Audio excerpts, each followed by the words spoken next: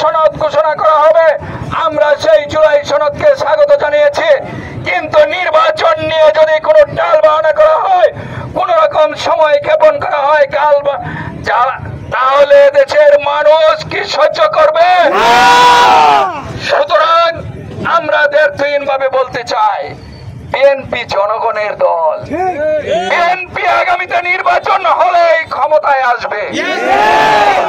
কিছু মানুষ আছে ওই যে সাল নাই কুত্তার বাগা, যারা নির্বাচনে একটি আসন পাওয়ার কোনো সম্ভাবনা নাই, তারা নির্বাচন নিয়ে ষড়যন্ত্র করছে। আমার ক্লাসের যে ফার্স্ট বয়, সে কি পরীক্ষা পিছিয়ে দিতে চায়? যার পরীক্ষার প্রস্তুতি নাই সেই তো পরীক্ষা পিছিয়ে দিতে চায় নাকি? বিএনপি বাংলাদেশের মানুষের জনগণের দল, বিএনপি দেশের মানুষের আস্থার দল। বিএনপি জনগণের ভোটে বারবার ক্ষমতায় গিয়েছে, এদেশের মানুষের উন্নয়নে কাজ করেছে। সুতরাং নির্বাচন হলে বিএনপি ক্ষমতায় যাবে।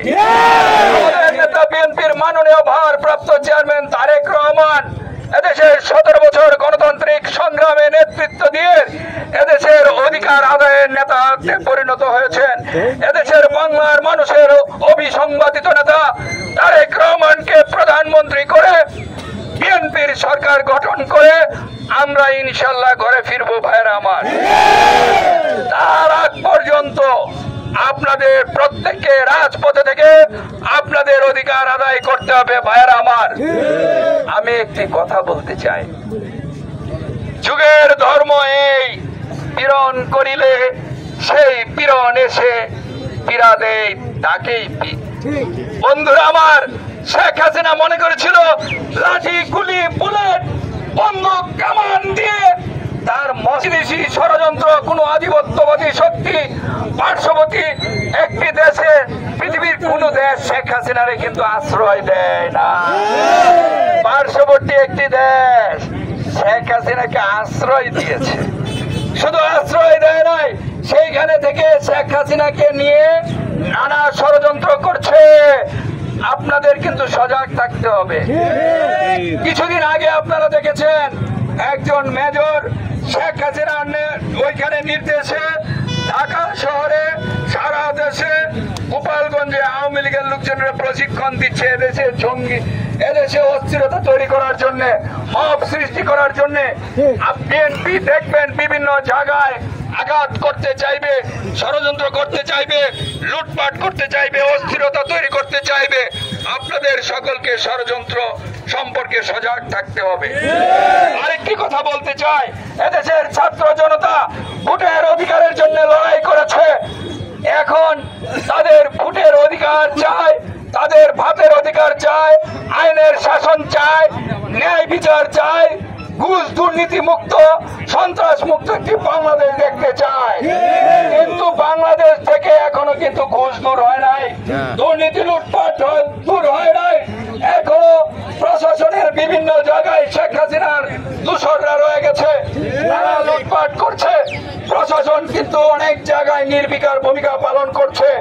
আমি প্রশাসনের ভাইদের প্রতি দৃষ্টি আকর্ষণ করব, আপনারা অন্যায়কারীকে অন্যায়কারী হিসেবে দেখবেন।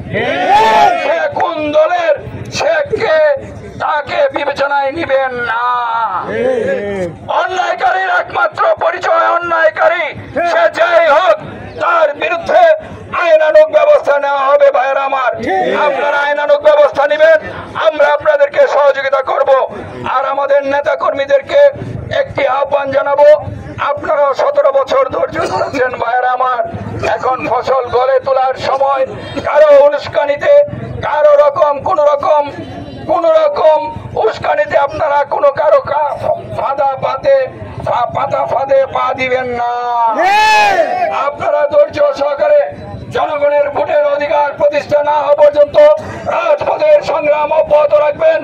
আগামীকালকে ময়মনসিংহ দক্ষিণ জেলা বিএনপি আয়োজিত বিজয় মিছিল, সেই মিছিলে আপনারা এখানে যারা উপস্থিত রয়েছেন, আপনারা আমাকে কথা দেন আগামীকালকে সবাই ময়মনসিংহ বিজয় মিছিলে যাবেন। সবাই হাত তুলে দেখান, যাবেন তো? আর এখানে যারা উপস্থিত হতে পারেন নাই সবাইকে নিয়ে যাবেন তো? আগামীকালকে একটি ঐতিহাসিক, আপনারা গফরগাঁও পাগলার মানুষ, আপনারা যে এই শহীদ রাষ্ট্রপতি জিয়া রহমানের আদর্শের সৈনিক, দেশনেত্রী বেগম খালেদা জিয়ার আদর্শের সৈনিক, আপনারা আমাদের নেতা তারেক রহমানের নেতৃত্বে ঐক্যবদ্ধ, আপনারা সেটি আগামীকালকে ময়মনসিংহে সেই ফেরাউন নমরুদের প্রেতাত্মা শেখ হাসিনা বাংলাদেশের জনগণের উপর জগদ্দল পাথরের মতো চেপে বসেছিল ভাইরা আমার। কিন্তু এদেশের মুক্তিকামী মানুষ, এদেশের সংগ্রামী মানুষ যেমনি ভাবে 1971 সালে আইয়ুব শাহীর বিরুদ্ধে সংগ্রাম করে দেশের মানুষকে স্বাধীনতা এনে দিয়েছিল, ঠিক তেমনি আবারও দেশের সংগ্রামী ছাত্র জনতা লড়াইয়ে বুকের তাজা রক্ত ঢেলে দিয়ে আবার এদেশের মানুষকে শেখ হাসিনার কবল থেকে দেশের মানুষকে মুক্ত করেছে। 17 বছর যাবৎ শেখ হাসিনা বহু মায়ের মুখ খালি করেছে, আমাদের বহু ভাইয়ের রক্ত ঝরেছে। আমরা সেই ছোট্ট শিশু ইয়াকুব, সেই 4 বছরের আহাত যে বাবা মায়ের সাথে ঘরের বারান্দায় ছিল, সেও কিন্তু নিরাপদ ছিল না, সেও তার বাবা মায়ের কোলে থেকেও সেই ছোট্ট শিশু হাত তার জীবন বাঁচাতে পারে নাই। সেই রংপুরের আবু সাইদ, চট্টগ্রামের সেই ওয়াসিম মুগ্ধ সহ এই 2 সহস্রাধিক ছাত্র জনতা বুকে তাজা রক্ত ঢেলে দিয়ে এই বাংলাদেশের মানুষকে মুক্ত করেছে ভাইরা আমার। কিন্তু আমাদের এখনো পরিপূর্ণ মুক্তি মিলে নাই। এদেশের মানুষ 70 বছর যাবৎ যেভাবে লড়াই করেছে তাদের ভোটের অধিকার ফিরে পাওয়ার জন্য, যেভাবে এদেশের মানুষ লড়াই করেছিল তাদের গণতান্ত্রিক অধিকার ফিরে পাওয়ার জন্য, যেভাবে দেশের মানুষ বুকের তাজা রক্ত ঢেলে দিয়েছিল তাদের বৈষম্যহীন একটি বাংলাদেশের জন্য, সেই স্বপ্ন এখনো কিন্তু পূরণ হয়নি। আপনারা 2014 সালে ভোট দিতে পারেন নাই, 2018 সালে পেরেছেন, 2024 সালে পেরেছেন।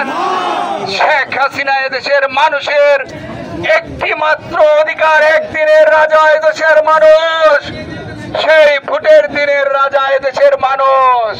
কিন্তু শেখ হাসিনা সেই এদেশের মানুষকে দাসে পরিণত করেছিল, এই বাংলাদেশ থেকে পার্শ্ববর্তী একটি দেশ ভারতের হাতে তুলে দিয়েছিল। শেখ হাসিনা মসনদে থেকে বাংলাদেশের মসনদে ছিল, কিন্তু ভারতের স্বার্থ হাসিল করেছে ভাইরা আমার। শেখ হাসিনা এদেশের মানুষের উপর প্রতিশোধ পরায়ণ হয়েছিল ভাইরা আমার। যেভাবে এদেশের মানুষের উপর গুলি চলেছে, এদেশের মানুষের ট্যাক্সের টাকায় কেলা গুলি, যেভাবে এদেশের বাংলাদেশকে রক্তে রঞ্জিত করেছে, আপনারা কি চান আবার সেই ফ্যাসিস্ট শেখ হাসিনা এদেশে ফিরে আসুক? শেখ হাসিনা আওয়ামী কোন দূষণ আবার পুনর্বাসন হোক? সুতরাং আপনাদের সবাইকে সজাগ এবং সতর্ক থাকতে হবে ভাইরা আমার। শেখ হাসিনা পালিয়ে গেছে, কিন্তু যে স্বপ্ন নিয়ে দেশের ছাত্র জনতা তাদের বুকের তাজা রক্ত ঢেলে দিয়েছে, তাদের স্বপ্ন, তাদের আকাঙ্ক্ষা, তাদের অধিকার এখনো অধরায় রয়ে গেছে, এখনো আদায় হয়নি। ভাইয়ের আমার, আমাদের সংগ্রাম এখনো শেষ হয় না।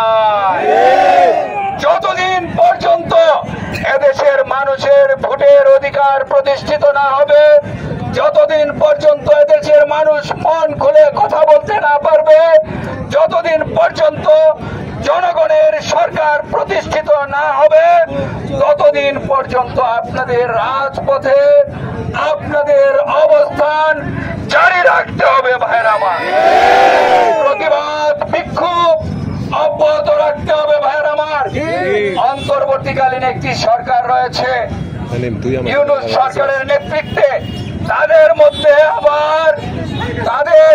মধ্যে আবার দুজন উপদেষ্টা রয়েছে। কিংস পার্টি গঠন করা হয়েছে। কিংস পার্টি সহ কিছু গুপ্ত সংগঠন এদেশকে অস্থিতিশীল করে, এদেশে মব সৃষ্টি করে, বিশৃঙ্খলা সৃষ্টি করে, আবার এদেশের জনগণের যে কাঙ্ক্ষিত নির্বাচন, সেই নির্বাচনটিকে পিছিয়ে দিতে চায়। আপনারা কি সেটি চান?